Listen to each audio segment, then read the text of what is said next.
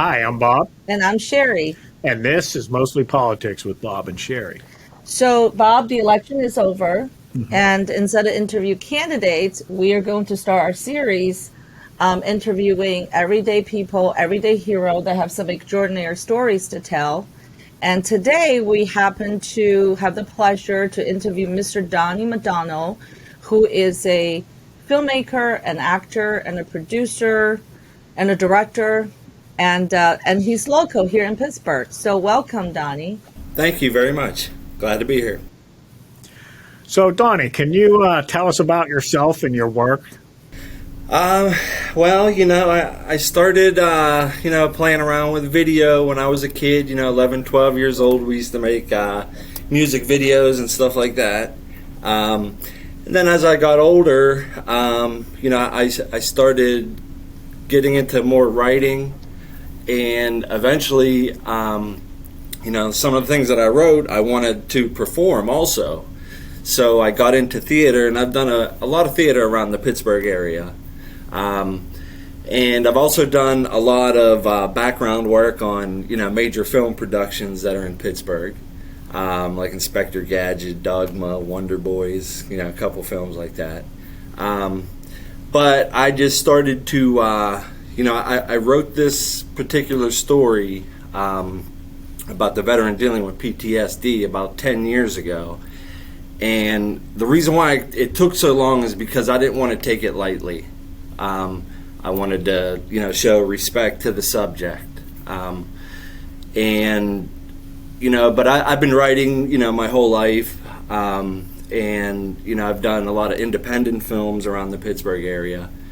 And I finally, during COVID, we all had a lot of time on our hands. So I completed the script to where I felt comfortable enough to start shooting it. And I began, it was the October of 2020, I started shooting. And then in the meantime, my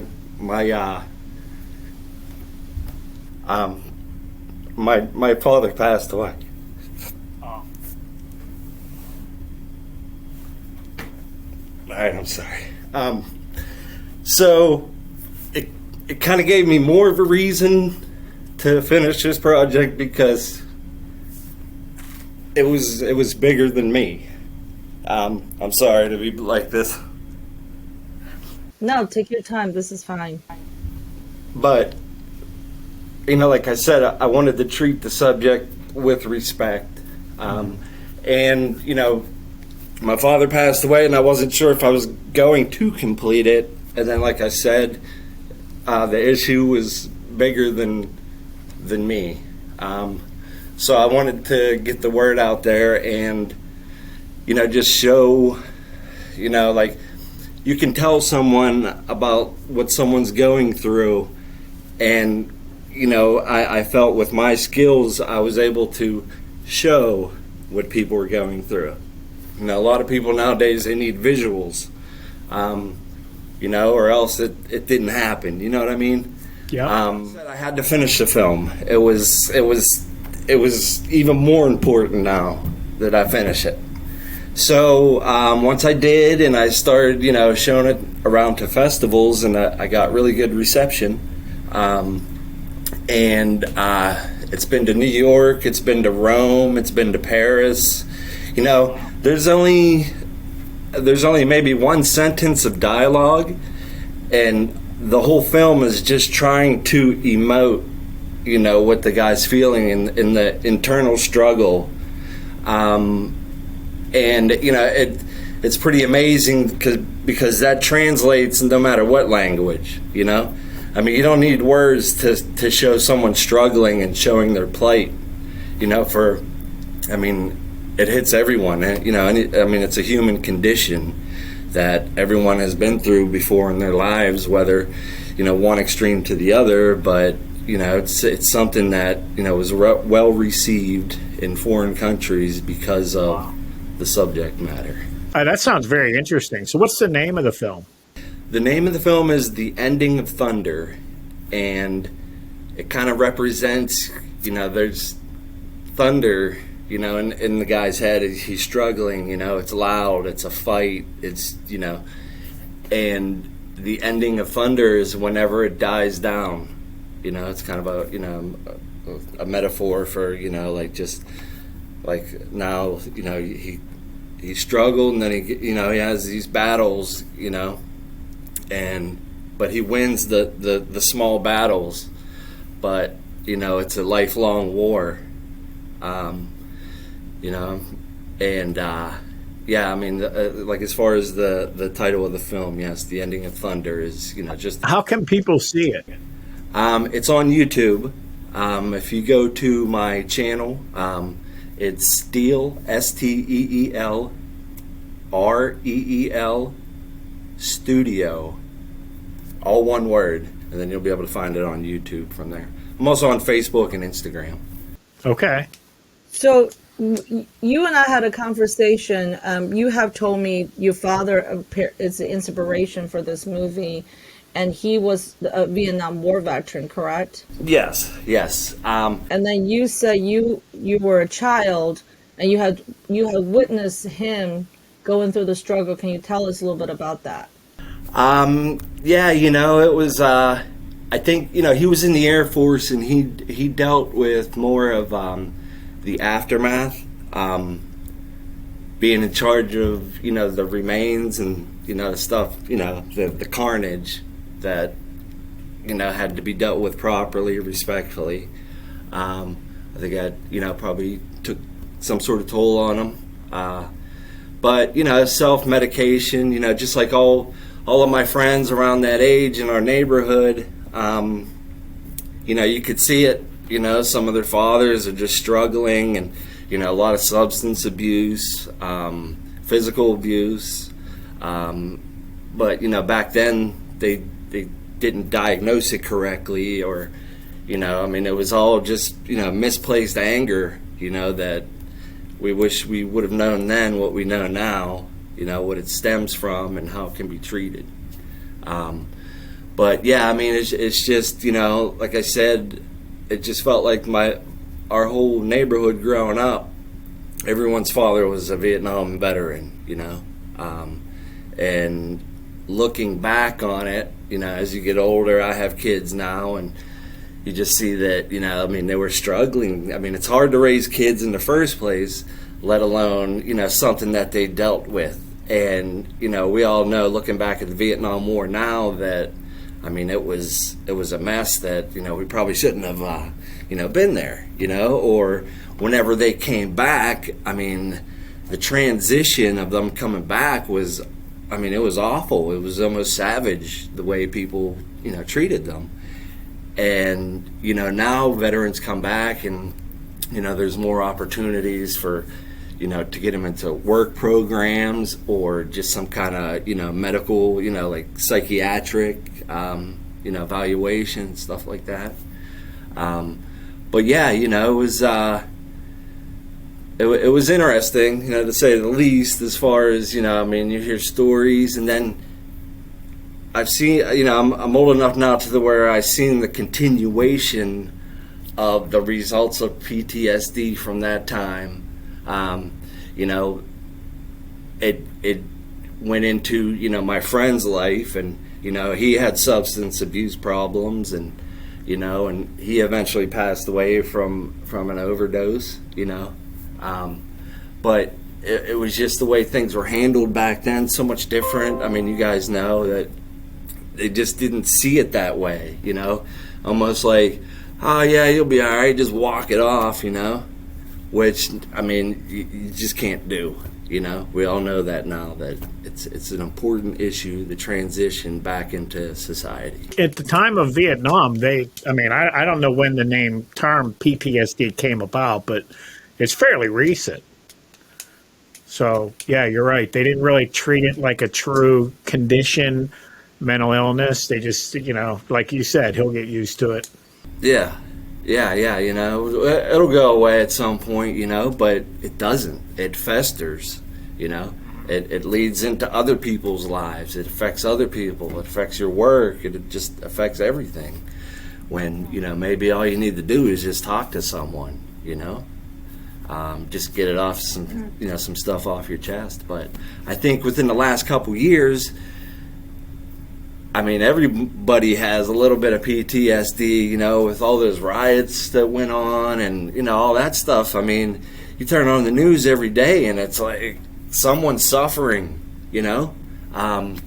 whether it be in our own country or around the world. It's just constant, and there's not as much human connection as there used to be, which is a shame, because now that we know all this advanced things about, PTSD and everything, and then technology comes and kind of disconnects us from things, the human interaction sometimes. So your film, The Ending of Thunder, uses visuals to illustrate the internal struggle of someone with PTSD. Basically, the film, it's 9 minutes long. The guy is basically in a flashback, and he's kind of within his flashback, he's begging for help. He needs relief. He wants to get out of this, and then it transitions into his help is a noose that's hanging down from the ceiling. You know what I mean? So it kind of, like his help that he thinks is that, that is ending it, but he battles himself, he fights with himself, he's angry at himself, he's embarrassed, and I tried to emote all of that, within that time span, without saying a word, and I've heard people that, not even in the military, that have severe depression, and that struggle, whether he wants to end it at that second or not, I mean, they really felt that, and like I said, it's one of those things that I tried as hard as I could to be respectful of the subject, and I didn't want to take it lightly, because it's very important. You see, just everyone's struggling. They say 6 out of 100 people are gonna suffer from PTSD at some point in their life. That's a lot of people, and those people affect all these other people. So it's bigger than we think, and I think it maybe a chance to, if everyone starts reconnecting a little more and, asking if someone's okay, or, that's why I wanted to show it so much. I wanted to be, graphic with it. I didn't want to be graphic with, like, the carnage of war. I didn't want to show, blood and guts and all that stuff. I wanted to show more of the emotional side, the stuff that's real, that's there, that he's struggling with. And I tried as hard as I could to emote that feeling, and I think I did okay. I did okay. So, are you the actor in the movie? Yes. Okay. Now, how do you do that? How do you act? And so you had cameramen. I did have a cameraman. And I had one cameraman, one sound guy, and one producer / assistant director on set.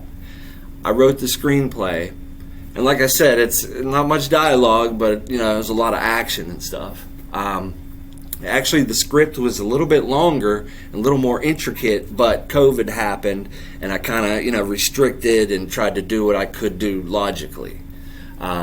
Because it was at a time when, you couldn't have a bunch of people together at the same time, and everything was on hold.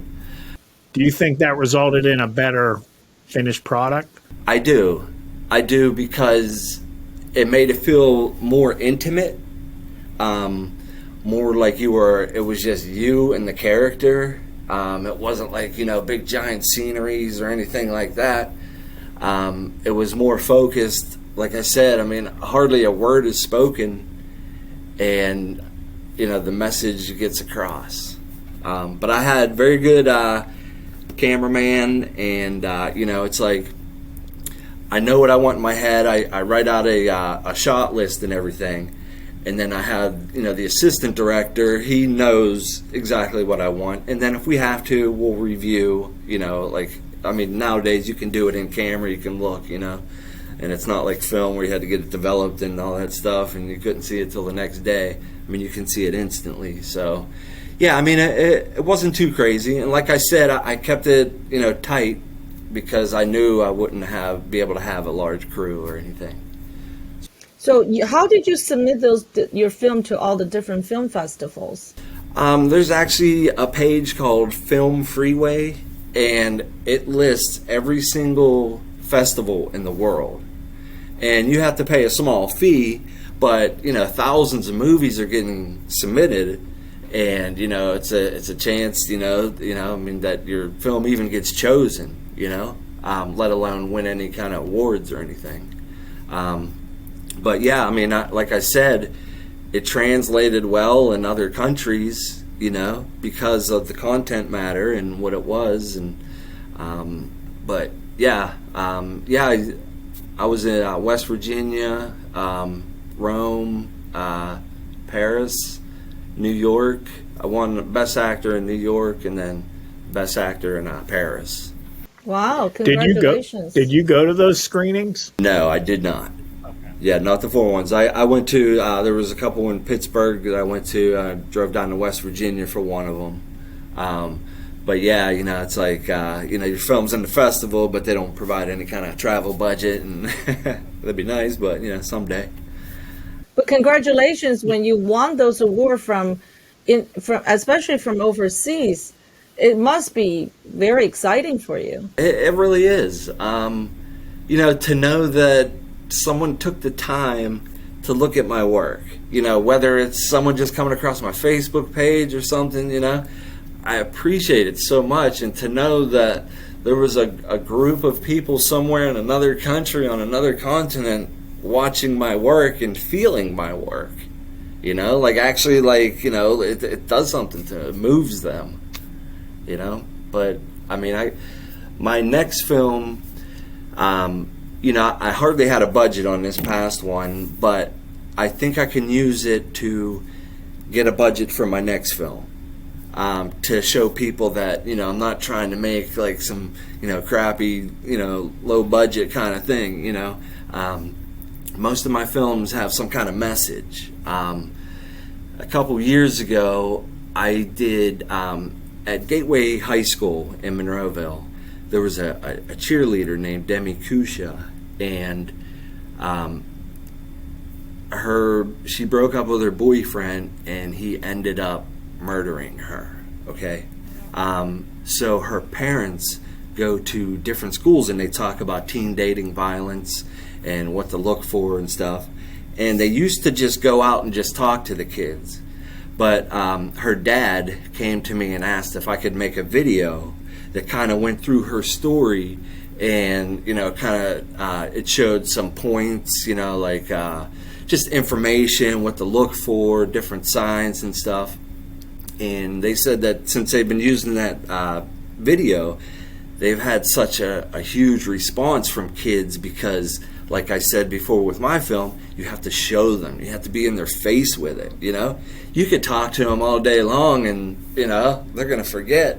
But, my film had, there was pictures of her cell phone with blood stains on it, And I did it in a way, it wasn't like, disrespectful, but it was hard hitting and it was in the kid's face, And, they said they even had, girls come up to them and be like, oh, my friend's in trouble, I'm not sure what to do. So, tens of thousands of kids have seen that video across, Pennsylvania and a few surrounding, states. And, that feels really good. That's probably, my most important work to date, to get through those kids and, possibly, just help, contribute. Mm-hmm. Is that on your YouTube channel? That one isn't, because they wanted to save the impact, instead of people watching it online. They wanted to save it for the presentation, whenever they go to each school. That reminds me, a few years ago in Crafton, there's a young girl, her name is Elena, and she's from Russia. She's a dancer, and she dated somebody, broke up with the person, had a PFA against the boyfriend. He wound up going to her house, broke the window, and murdered her in cold blood and threw her body somewhere else. So kind of remind me the same thing. I do have a question for you. You are doing great work, and I think a lot of people that I know that went, the Vietnam veteran would really appreciate it, because they went overseas, fought for this country, fought against communism, based on the order given by the president of this country. And when they came home, they were called baby killers, and they didn't get a great return home. In today's world, we are also demonizing police as these veterans. Do you come across some policemen that's experiencing PTSD, or? Definitely. My wife is dispatched for a police department at a university. And I mean, I hear so many things. And it's a weird dichotomy of, people want to defund the police, but then they need the police. You know what I mean? Like, who's the first people they call? The police. I mean, I'm for better training, and I do know that, because everyone's human. Everyone comes to a point. I mean, I wouldn't want to be a police officer. That would be very frustrating. Like extending your hand to help, and it gets shot off or something. I feel, definitely, especially within the last couple of years, I don't know, I have a hard time wrapping my head around it, but I can't speak for the other side either. I've never been demonized by the police or anything. Listen, I got into trouble when I was younger, but I mean, the police are there for a reason. And I mean, I like I said, I don't get all the hate, because I mean, there's always bad apples in every bunch. I don't care where you go. I mean, you can go to church and there's awful people, that can be in a bunch, but definitely. I mean, I have a buddy who he works for a police department, and I mean, he's just nerves and anxiety, always looking over your shoulder, I mean, you're hearing about, policemen getting ambushed and, things like that. And that's scary. I mean, but in the same time, it's like, oh, if something happens, I got to call that guy to, come help me. And, it's just, I don't know. I'm not an expert in anything, but, it's just a weird thing. I'm all for more training for the police. I study martial arts, and I know some situations can be handled a little easier and with just physical, but sometimes, I mean, it's hard to say. I mean, we've never been in that situation. I never have, but I definitely seen the effects in a couple of my friends. I know a few police officers that go to therapy regularly, and I mean, they need help too. Donnie, are you able to make a living off of filmmaking, or do you have like a day job? I do have a day job. I work printing, and we do a lot of like Dick's Sporting Goods is our biggest client, so we design all their flyers and all their merchandise they have for big events, and we do a lot of business cards, name tags, brochures, T-shirts, all kind of stuff here. So that's my full-time job, and on the side I do commercial work as far as like video and photography. That's a little extra cash, but like I said, as far as filmmaking, I may be able to find a distributor for this film, just as a short to put on, whatever streaming service. But as far as filmmaking, that's just kind of a hobby, passion kind of thing. But with my passion, I want to contribute to society and, have a message behind my stuff without being overly, preaching to people. But I just want to make people aware that, what some people are going through. Mm-hmm. So you generally, people could contact you if they want to sort of a commercial video. Yeah, for like commercial or any kind of like drone. I do a lot of real estate, drone footage, drone photography. Okay. But yeah, I mean, you can contact me through my YouTube channel. You can get a hold of me there or on Facebook. It's all Steel Reel Studio. So, I got a question for you. Kind of a last question. So you graduated high school. We talk about this. You didn't go to college, and now you made a choice, and now you're making a living. You're carrying out your dream. And what are some of your advice to high school graduates that may not want to pursue a college education, that may want to go into some type of skill trade or start a business or, maybe try out their hobbies? Trades are a huge factor in this world. I mean, everything that we have, there is a trade behind it to get that product or something to us, whether it's the machine that makes that but when I was in school, I took automotive technology, and when I was a senior, I was able to do co-op. So instead of going to my VOTEC, I would go to school in the morning and then I would go to work. I was lucky enough to be able to get a job while I was still in school through that program. And I worked probably about 6 years out in the field, and I just kind of, got sick of doing that. And then I went into like carpentry and remodeling. And then I started to get more back into my creative side, and that's whenever I got a job into like doing graphic design and photography and stuff like that. But my daughter, she's in college right now, and it all depends on what you're going for. But I see a lot of people that have gone to college, spent a lot of money, and they're not even close to what they were going for, and they're in all this debt, But I think trades are more important than a lot of people think. I really do. There's a lot of money in trades, and it's if you're, it all depends on what you're into. But like I said, I felt that wasn't the path for me to continue that kind of schooling. Whenever I I knew I could learn anything quick. I have a high mechanical aptitude, so I can do carpentry, auto mechanics, whatever.